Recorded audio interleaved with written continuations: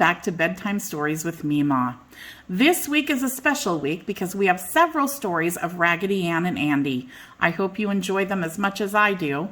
Today's story is called How Raggedy Ann Got Her Candy Heart. Let's get started. One day, Marcella came into the nursery. "You're invited to a tea party," she told the dolls. "We can sit outside and watch the men painting the house."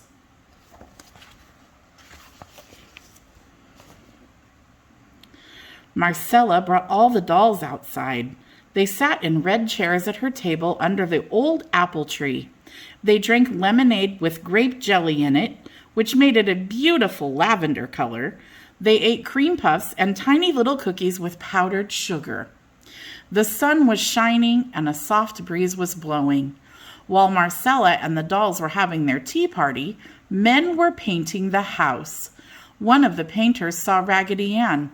"Look at that rag doll," he said. "She's a daisy."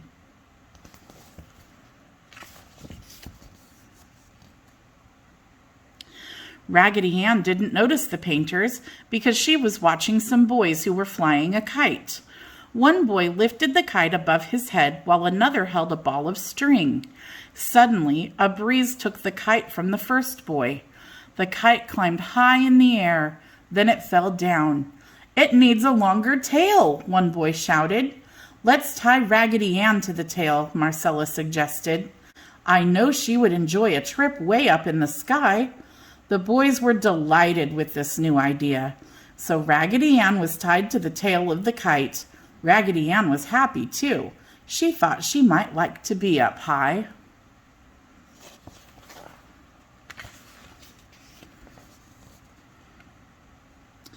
This time the kite rose straight in the air and Raggedy Ann was way, way up and far away. How Raggedy Ann enjoyed being up there. She could see for miles. The house and children were tiny and her shoe-button eyes couldn't even spot the other dolls. Just then there was a great puff of wind and Raggedy Ann heard a ripping sound. It was the rag that tied her to the kite. Down below, Marcella was getting restless. "Will you please pull the kite down now?" she asked the boys. "I want Raggedy Ann." The boys didn't want Raggedy Ann to come down, but the wind puffed again and the rag tore.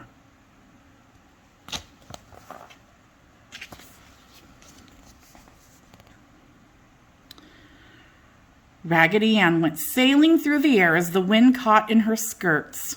The kite began darting and swooping to the ground. It landed in the apple tree, and as the boys, Marcella, and all the other dolls watched, Raggedy Ann flew out of the sky and fell into a can of paint. Marcella ran to her doll. Oily white house paint covered Raggedy Ann's yarn hair and her shoe-button eyes. It covered her pretty blue dress and her striped stockings. It soaked into her cotton stuffing.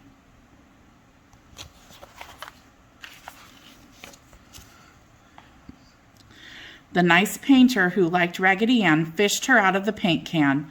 "My goodness," he said. He looked at Marcella. "If you let me, I'll take her home with me. I'll clean her up tonight and bring her back." Marcella nodded. She was too upset to speak. The painter wrapped Raggedy Ann in the newspaper. Then he brought her home and washed her in a tub.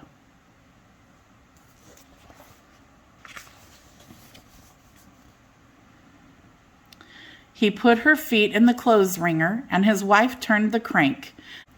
It was hard work, but Raggedy Ann came through the clothes wringer. She was flat as a pancake, and so was her smile. The painter hung Raggedy Ann on the clothesline, and he and his wife sat down to supper.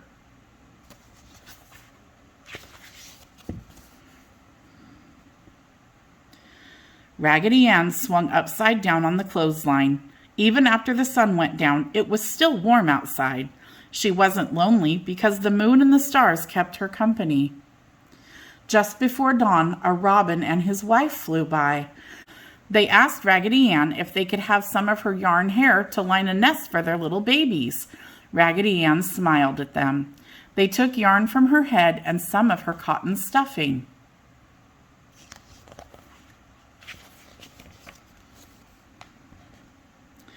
When the sun was up all the way and Raggedy Ann was quite dry and toasty warm, the painter unclipped her from the clothesline and brought her back inside. He sewed new yarn on her hair. Then he took out the rest of her old stuffing and filled her full of fluffy new white cotton. "Don't sew her up yet," said his wife. She pulled a paper bag from a cupboard, reached inside, and fished out a red candy heart. It had blue letters printed on it that said, "I love you."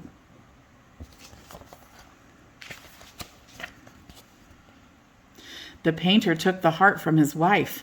He poked it inside Raggedy Ann, just where her heart would be, and sewed her up like new. Then he said goodbye to his wife and went back to finish painting Marcella's family's house. Marcella and the dolls had passed a sad night. They missed their friend and they wondered if they would see her again.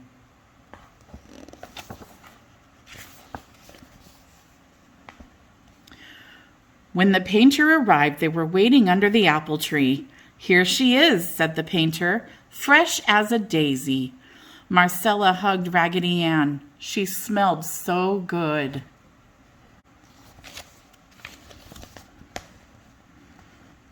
That night, all the dolls arranged themselves around Raggedy Ann in the nursery, and she told them about being washed and put through the clothes wringer. She told them about Mama and Papa Robin and about being dried and stuffed and made just like new. Last of all, she told them about the candy heart that read, "I love you." The end. I hope you enjoyed the story of how Raggedy Ann got her candy heart. Come back again tomorrow because I'll have another story of Raggedy Ann and Andy and more along the way as the days pass this week. So God bless each and every one of you. I pray that you have a wonderful night. Come back again soon. Be sure to subscribe to my channel if you haven't already and share it with your family and friends. And have a wonderful night. Until tomorrow, bye for now.